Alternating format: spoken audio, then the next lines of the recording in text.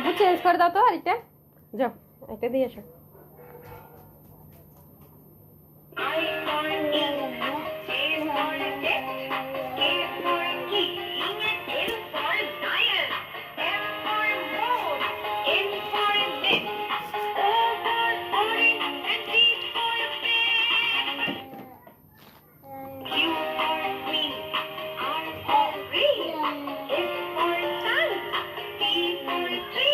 বাবু এখানে কামড়াই ছিঁড়ে ফেলতেছে, এই জন্য আমি টেপ লাগাই দিছি ওগুলোতে, ফোমগুলোতে।